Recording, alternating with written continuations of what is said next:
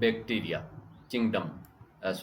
Kingdom name is Monera, in which all the bacteria which are present on this planet Earth are included. सभी bacteria जो इसके अंदर है. And we have discussed some of the things based on their shape and size. What is the classification on previous day? So these are the most abundant microorganisms on this earth, and these are the microorganisms we cannot see with naked eye. So bacterial cell structure is given here, which is the diagram is given here. So let me copy it and paste it here. Okay, 1 second. Okay, so this is a bacterial cell, and I have told 3 organisms name which are having cell wall. आपको मैंने बताया था. Can anyone tell me the names of the organisms which are having cell wall covering the cell membrane? ऐसे कोई नाम बता सकते हैं आप मेरे को? Anyone, please. 1, 2, 3. किन किन में सेल वॉल होती है बता सकते हैं? No idea. Are you getting my voice? Plant. Screen. Plant. One is plant. Next. अगर इस डायग्राम, हाँ, बैक्टीरिया, हाँ ये आपके सामने खुला हुआ है, bacteria. And one more. What is that? Fungi.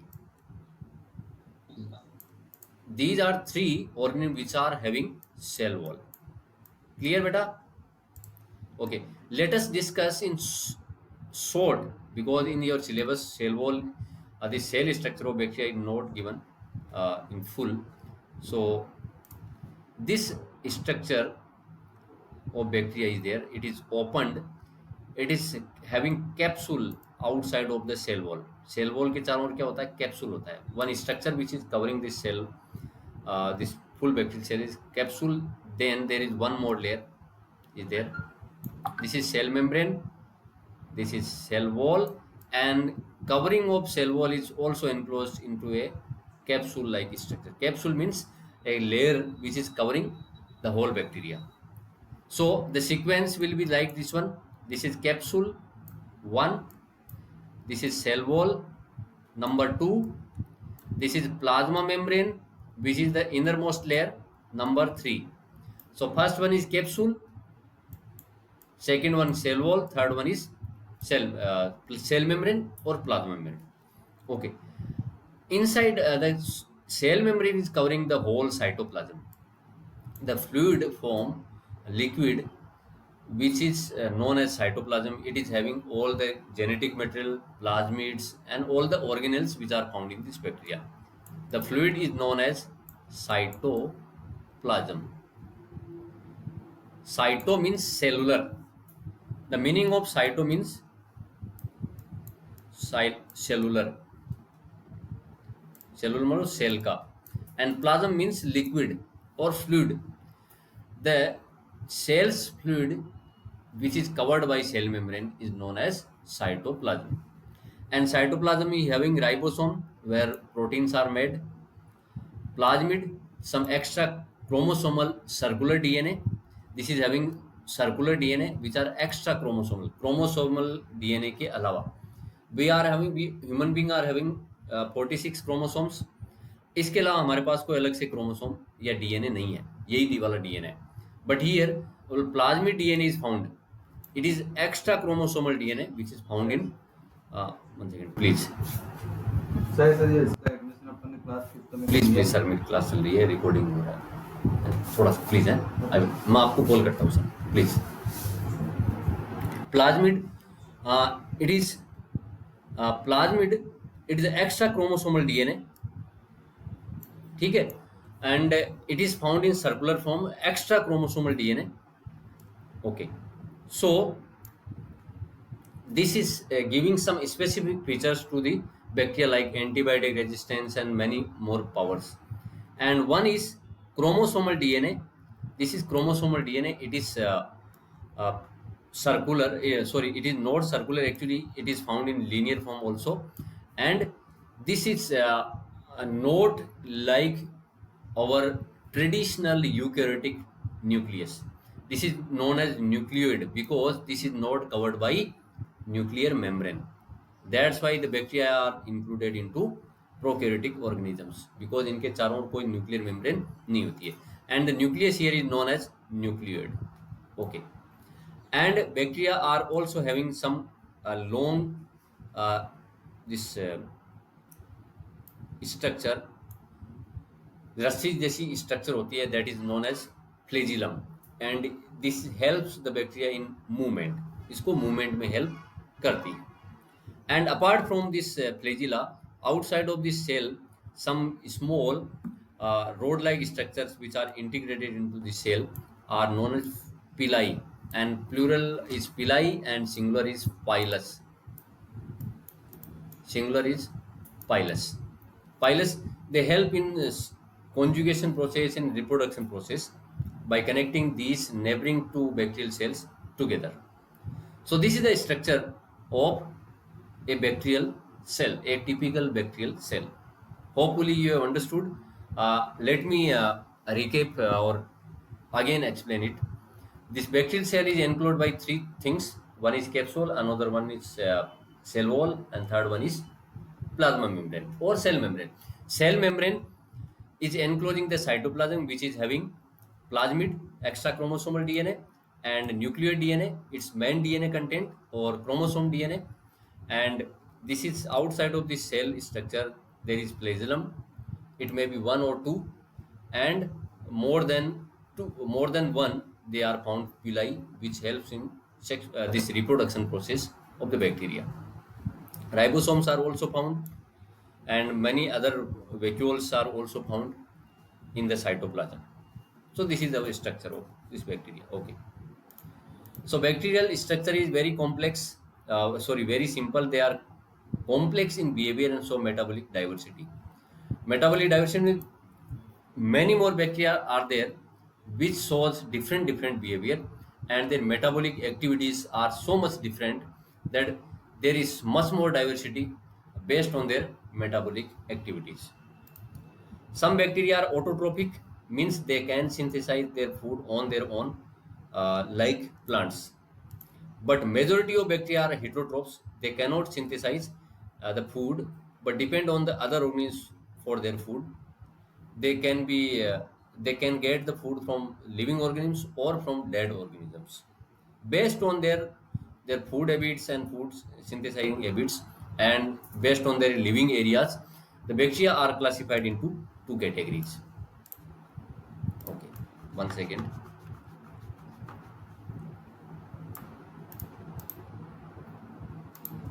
One second, beta. Let me rub this one.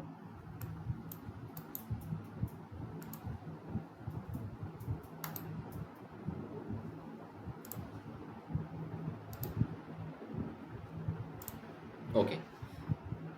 So one is archaebacteria and another one is eubacteria. Archaebacteria are the primitive bacteria. Whenever the word primitive is coming, means that is related to old times. It is very much ancient. आदम के ज़माने के, ऐसा अपन बोल सकते हैं इसको कि ये आदम के ज़माने के हैं, आदिम काल के हैं, हिंदी में बोलते हैं primitive. So those are archaebacteria, and eubacteria are real bacteria. Archaebacteria are bacteria, they show many surprising things in their behavior and living spaces, because they are categorized into three categories. Halophiles. Philes, there are two words here. Halo and phile. Halo means salty. Halo means salty, and phile means loving. अब loving का मतलब ये नहीं है कि उसको नमक को खाए ज़्यादा से नहीं. Halophiles are the bacteria which can withstand higher salt concentration. उस एरिया में रह सकते हैं, जिंदा रह सकते हैं, और बाकायदा they have adaptation to live in the area where salt concentration is much more. These are halophiles. Thermoacidophiles. Thermoacidophiles are a bacteria. Thermo means temperature, high temperature. Acido means acid. These are the bacteria which can live in the area where temperature is more than 100 degrees Celsius. And acidic environment is also there. Acidic environment जहाँ पर होता है वहाँ पे रह सकते हैं. And some are methanons which are living in the rumen of the ruminant animals. इसके बारे में थोड़ी देर बाद में हम देखेंगे. And producing methane gas. Methanogens word क्या है? बायो में कोई भी चीज अपने मीनिंग जो बनता है वो किसी न किसी वर्ड से बनता है. Methanogen, methane generating, methane producing bacteria. ठीक है. And another category is eubacteria. They are real bacteria and they are again categorized into two categories, autotroph and heterotroph. Autotroph means they can synthesize their food on their own. Auto means self. Troph means आपको बताया था ट्रोप का मतलब क्या होता है. Trophic या ट्रोफ nutrition. Self nutrition इसका वर्डली मीनिंग होता है. सेल्फ न्यूट्रिशन मतलब इसका वर्डली मीनिंग है अपना फूड खुद सिंथेसाइज कर सकते हैं. They are again categorized into two categories, photosynthetic and chemosynthetic. यानी photosynthetic means like plants, these bacteria can use light, the light source and synthesize the food. इस तरह से लाइट को यूज करके ये बना सकते हैं फूड अपना. Chemo means they are using chemicals and synthesize the food. So these are two autotrophs. Heterotrophs, they cannot synthesize their food on their own, but dependent on different organisms or dead material for their food.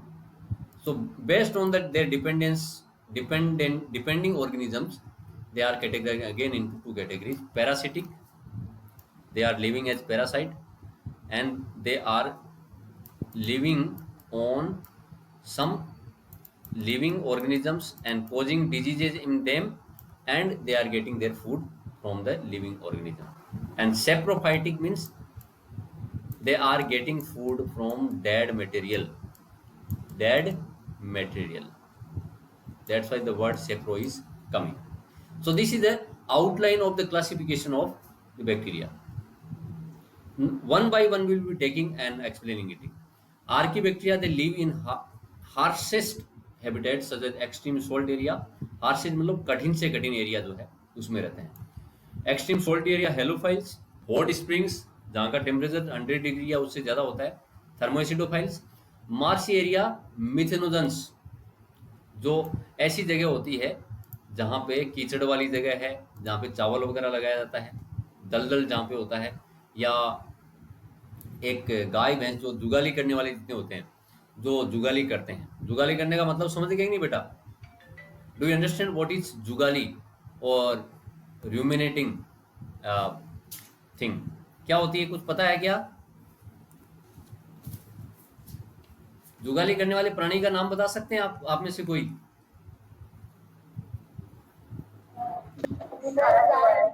गाय भैंस जो पहले खाते हैं घास को और जब वो चबाते नहीं है, दे take it into the part of this stomach. There are four parts of the stomach of these ruminant animals. One part is rumen. क्या बोलते हैं उसको? rumen बोलते हैं अपन. So rumen इसका stomach का part है, वहाँ पे इकट्ठा करते हैं. Whenever they are not grazing, जब वो चर नहीं रहे होते हैं तो उसको फूड को वापस अपने माउथ में लाते हैं और दांतों के नीचे उसको चबाते हैं. That's why they are known as ruminant animals. तो वहाँ पे भी ये मीथेन प्रोड्यूस होती है. Archaebacteria have different cell wall structure for their survival in extreme condition. उनकी सेल वॉल बहुत मॉडिफाइड होती है जिससे वो इस एनवायरनमेंट को सहन कर सकते हैं. Methanogens are present in gut, means rumen of ruminant animals, cows, buffalo, goat, like this. They produce methane gas from the dung of these animals. इस डंग के अंदर उस जब वो गोबर करती हैं गाय भैंस, उस गोबर में वो मौजूद रहते हैं और मीथेन भी उस प्रोड्यूस करते हैं. And there is one chapter in class 12th 10th chapter where biogas production topic is also there. In next year we will be studying कि बायोगैस उससे कैसे बनती है. Then eubacteria, they are true bacteria. Sir हाँ जी हाँ जी, yes yes. Yes बेटा. Sir जो थर्मोएसिडोफाइल्स होते हैं वो हॉट वाटर स्प्रिंग में क्यों मिलते हैं और वो वहाँ पर सर्वाइव कैसे कर लेते हैं? सर्वाइव बेटा, उसकी जो सेल वॉल होती है ना, उसकी जो सेल वॉल होती है, the cell wall is very much rigid, और उसकी केमिकल कंपोजिशन इस तरह का होता है कि वो टेम्परेचर उसको ब्रेक नहीं कर पाता है. उसकी सेल वॉल जो होती है, यहाँ लिखा ना कि they have different cell wall structure for their survival in extreme conditions. उनकी सेल वॉल इस तरह की होती है that is modified from the real bacteria that can withstand that particular temperature. ठीक है, इसका रीजन ये है कि वो कैसे रह पाते हैं वहां पे. ठीक है ना, क्लियर बेटा? अब यस सर। अब आप ये पूछें कि ये क्यों रह पाते हैं. अब जैसे हम लोग आदमी हैं, जैसे हम आदमी लोग जो हैं, जैसे एक आदमी कश्मीर की बर्फ में रह लेता है, और जैसे एक है राजस्थान के डेजर्ट जैसे मैं रहता हूँ, और एक आदमी है जो मान लो नॉर्थ ईस्ट का है. अब नॉर्थ ईस्ट वाले आदमी को, जैसे असम का है, उसको बोल दो कि तू कश्मीर में रह ले या फिर यहाँ पे राजस्थान के डेजर्ट में रह ले, तो उसको आदमी को अडेप्ट होने में टाइम लगेगा, क्योंकि इसकी बॉडी में फिर उस प्रकार के चेंजेस होने जरूरी है. तो इस बैक्टीरिया में भी इस तरह के कुछ चेंजेस है कि इसकी सेल वॉल इतनी डिफरेंट बन गई कि उसके ऊपर उस टेम्परेचर का या एसिडिक एनवायरनमेंट का कोई असर नहीं होता है. ये बात है. Okay, true bacteria, they are having Yes, sir. rigid cell wall and they are also having one flagellum. Flagellum मतलब उसको क्या करता है, मूवमेंट कराने में हेल्प करता है. मोटाइल वर्ड लिखा है, देखिए यहाँ पे वर्ड लिखा है motile. Motile means movable. They can move from one place to another place with the help of this flagellum. ये फ्लैजिलम इस तरह से हिलती रहती है इनकी, और ये इसको आगे मूव करने में हेल्प करती है. If flagella is not found in any bacteria, that bacteria is known as non-motile bacteria, यानी non-movable bacteria. अब इसमें क्या क्या शामिल है, दो चीजें हैं, autotrophs and heterotrophs. Let us study one by one. First category is autotroph, that is photosynthetic autotrophs. Mean autotrophs are having two category. One is chemoautotrophs and photoautotrophs. So first category photosynthetic autotrophs and example is cyanobacteria.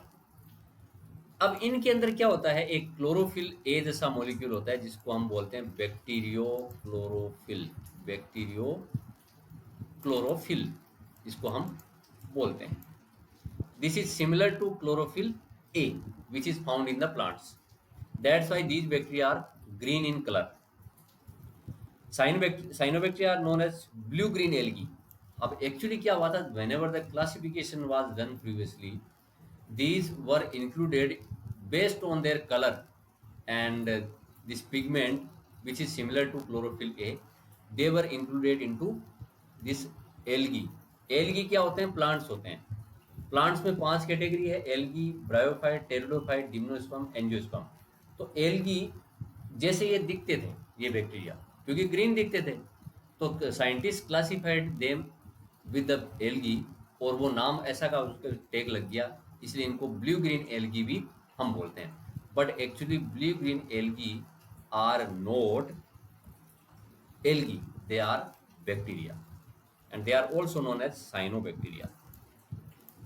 They are unicellular, एक cell के बने होते हैं पूरी body. Colonial यानी बहुत सारी जो सेल्स होती हैं यूनिसेलुलर स्ट्रक्चर आपस में एक ग्रुप बनाती है, कोलोनी लाइक स्ट्रक्चर. फिलामेंटस यानी एक के बाद एक जुड़कर एक फिलामेंट लाइक स्ट्रक्चर, लंबी स्ट्रक्चर ये बनाती है, लंबी स्ट्रक्चर, इसलिए इसको फिलामेंट बोलते हैं. दे आर मेराइन और टेरेस्ट्रियल. मेराइन मीन्स सोल्टी, जो समुद्र का पानी होता है उसमें रहते हैं या जमीन पर रहते हैं. टेरेस्ट्रियल मतलब जमीन पर. Colonies are generally surrounded by gelatinous sheath. जैसे ये कॉलोनी है, बहुत सारे बैक्टीरिया इसके अंदर हैं, ये कॉलोनी फॉर्म हो गई, उसके चारों ओर एक जिलेटिन जो कार्बोहाइड्रेट है उसकी लेयर उसके चारों ओर रहती है जो उसको प्रोटेक्शन देती है. They open form blooms in polluted water bodies. Blooms का मतलब ये होता है कि जैसे मान लो ये लेक है, उस लेक के अंदर बहुत सारा ऑर्गेनिक मैटर पड़ा है. The bacteria will consume the organic matter and their number will increase. A sudden increase, a surprising increase in their number. इतना ज़्यादा नंबर इंक्रीज हो जाता है कि वे उस वाटर को पल्यूटेड कर देते हैं. And this process is known as bloom. उसको क्या बोलते हैं? ब्लूम. यानी इनकी संख्या इतनी बढ़ जाती है कि they can pollute the water. अब पॉल्यूशन तो पहले से हो रखा है. एक बात तो ये कि इनमें ऑर्गेनिक मैटर बहुत ज़्यादा है, तो जहाँ पे कूड़ा करकट अपन डालते हैं पानी में, वहाँ से सड़ांध आने लगती है. इसलिए आने लगती है कि बैक्टीरिया वहाँ पनप जाते हैं और उस पूरे पानी के वाटर बॉडी का जो पानी है उसको खराब कर देते हैं. इसलिए खराब कर देते हैं क्योंकि वो उसको कंज्यूम करेंगे, और कंज्यूम करेंगे तो बैक्टीरिया का नंबर बढ़ेगा and they will take the oxygen from there.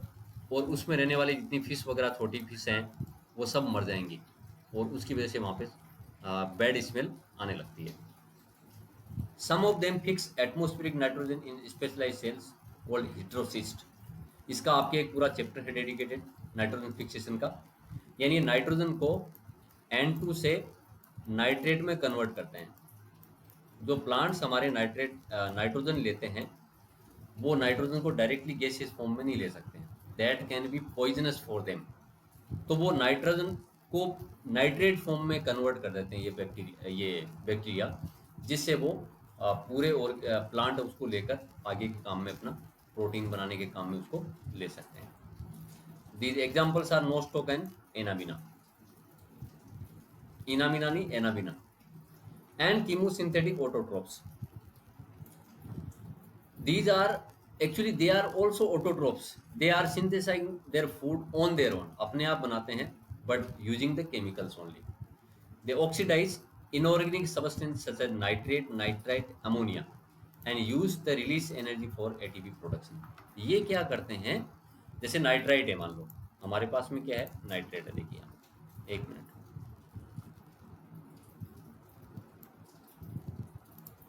ये क्या करते हैं? जैसे नाइट्रेट है, नाइट्रेट का फॉर्मूला हमारे पास में NO3 minus NO2 nitrite and ammonia या अमोनियम आयन, कोई भी हो. ये इसका क्या करते हैं?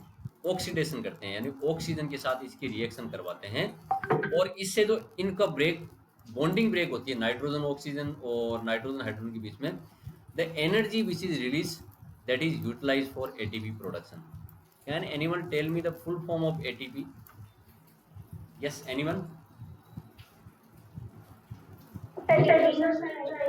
Adenosine triphosphate. This is energy currency. जैसे हमारे इकोनॉमी की जैसे करेंसी है, रुपया जो हमारी करेंसी है इंडिया की, इस तरह से एनर्जी की करेंसी हमारी बॉडी में क्या है? ATP है. जब जब हमें, जैसे मैं मान लो इस तरह से हाथ को किया तो मेरी एनर्जी लगी, तो हमारा ATP यहाँ पे काम आया मेरे हाथ को मूव करने में. I am speaking so my energy is consumed. वो ATP की फॉर्म में पड़ी है बॉडी में बन के, वो ATP मॉलिक्यूल्स बने हुए हैं, they are consumed. And these bacteria helps in recycling of nutrients like nitrogen, phosphorus, iron and sulphur. उनकी रिसाइकलिंग करते हैं वो, सॉइल में कर सकते हैं, जिससे ये प्लांट के काम में आता है. Heterotrophs, they are most abundant in nature. ये सबसे ज़्यादा संख्या में पाए जाने वाले हैं जो अपना फूड को सिंथेसाइज नहीं कर सकते हैं.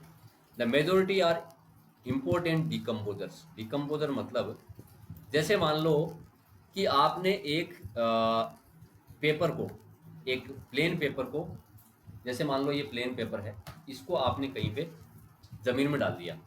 थोड़े दिनों बाद में वो पेपर आपको दिखता है क्या? कुछ दिनों बाद जैसे पेपर डाला आपने, उस सॉइल में दिखता है क्या? यस बेटा. यानी 15 दिन बाद में आपको पेपर वहां मिलेगा क्या? उड़ेगा नहीं, उड़ने की बात नहीं कर रहा हूं मैं. वो डिकम्पोज हो जाएगा. उसको बैक्टीरिया क्या करेगा? काट काट काट काट करके जमीन में उसके न्यूट्रिएंट्स को, कार्बन, हाइड्रोजन, ऑक्सीजन जो भी है, क्योंकि पेपर किसका बना हुआ है? सेलुलोज का. और सेलुलोज किससे बना हुआ है? ग्लूकोज से. और ग्लूकोज के अंदर 3 एलिमेंट है, कार्बन, हाइड्रोजन और ऑक्सीजन. तो ये बैक्टीरिया क्या करते हैं? उस पेपर को धीरे धीरे डिकम्पोज करके फंगस की हेल्प से कार्बन, हाइड्रोजन, ऑक्सीजन से उस न्यूट्रिएंट फॉर्म में, एलिमेंट फॉर्म में उसको जमीन में डाल देते हैं. ऑक्सीजन को रिलीज कर दिया जाता है. ओके. अब हेट्रोट्रोपिक बैक्टीरिया का क्या इम्पैक्ट है हमारी बॉडी, हमारे ह्यूमन लाइफ में? They are use to make curd from milk. अगर आप कर्ड को अगर माइक्रोस्कोप के नीचे देखें थोड़ा सा इतना ड्रॉप का, you will be finding hundred thousands of bacteria. तो कर्ड उससे बनता है। प्रोडक्शन ऑफ एंटीबायोटिक्स, ये एंटीबायोटिक बनाने वाले कौन हैं? बैक्टीरिया। हम तो उस केमिकल को निकालते हैं and we will making it in tablet और liquid form. Fix nitrogen in legume plants, legume plants की रूट्स में, लेग्यूम जैसे चना मटर, इनकी रूट्स में रहते हैं ये, और नाइट्रोजन को NO3 में कन्वर्ट करते हैं जिससे प्लांट इसको ले पाते हैं।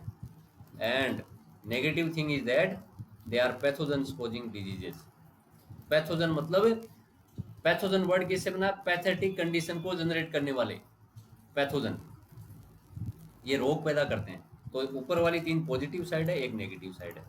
Cholera, typhoid, tetanus, citrus canker, ये बहुत सारे बीमारियों के नाम है जो इन बैक्टीरिया के द्वारा खोज होती है। रिप्रोडक्शन, ये रिप्रोडक्शन कैसे करते हैं? फिशन से। अब फिशन क्या है देखते हैं।